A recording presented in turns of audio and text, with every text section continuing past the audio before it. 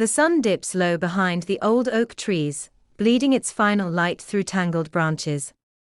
Shadows stretch long and thin across the narrow dirt path, the air heavy with the scent of earth and dying leaves. You quicken your pace toward your father's house, heart pounding against your ribs. His message still buzzes in your mind, sharp and jagged. I did something terrible. You want to believe it's nothing. Some overreaction, a bad dream he can't shake. But there's a crack in your chest, a deep one, as if your body already knows something your mind refuses to accept. When you reach the front door, you knock hard enough to rattle the frame. No answer.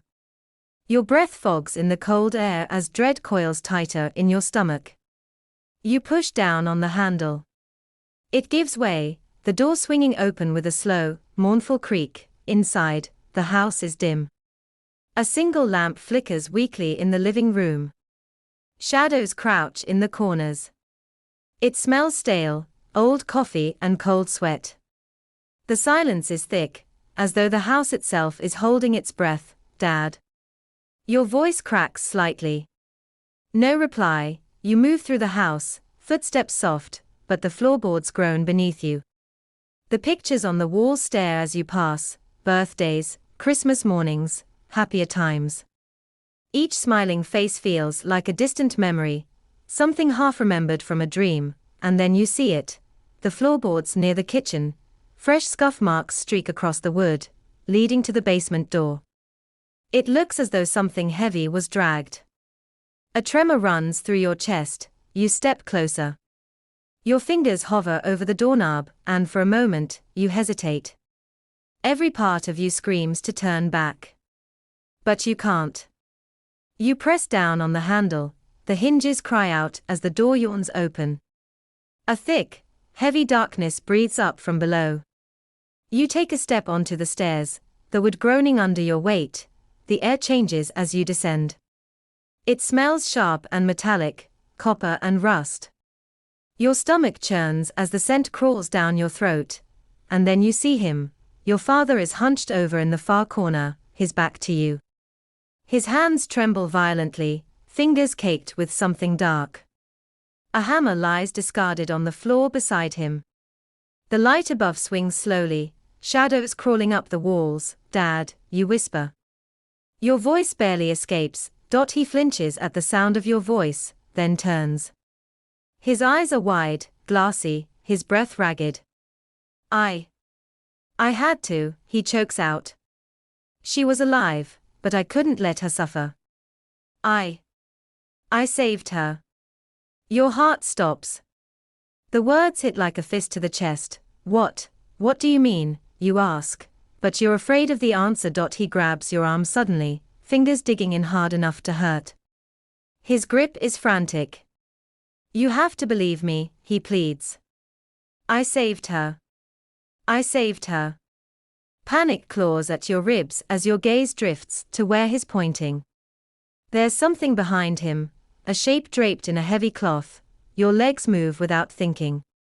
Each step feels like wading through quicksand.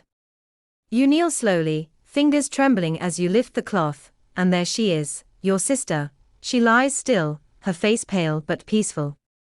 But her chest, it moves. Barely. A shallow breath in. Out.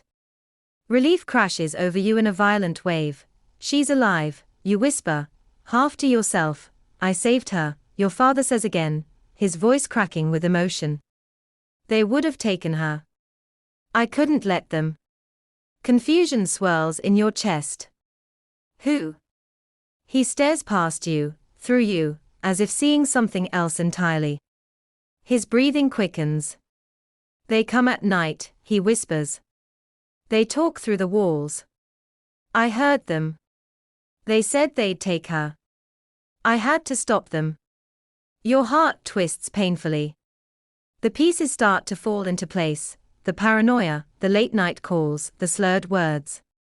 He wasn't sleeping. He wasn't eating. You thought it was just the stress, the loneliness, but this, tears sting your eyes as you place a hand on his shoulder. Dad, there's no one here. No one's trying to take her. He shakes his head violently. You don't understand. They were here, he insists. I heard them. I stopped them. You feel the weight of it now, the sickness, the fracture in his mind.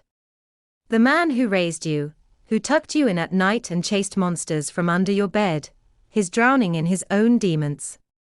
And he believes them. We need to get her to a hospital, you say softly, voice trembling. I didn't mean to hurt her, he whispers. I was trying to protect her. I know, you choke out. I know you were. Together, you lift your sister carefully. She stirs slightly, a faint groan escaping her lips. Relief surges through you again. She's still with you. You glance back at your father. His hands shake uncontrollably. There are tears in his eyes. You realize, with a painful clarity, that he's just as broken as the girl in your arms. Come with me, you say gently. We're going to get help. For both of you. He stares at you for a long moment. You can see the war in his eyes, fear, guilt, the crushing weight of what he's done. But then he nods. As you help him to his feet, the three of you make your way up the stairs. The house feels different now, quieter, heavier. The darkness doesn't cling quite as tightly.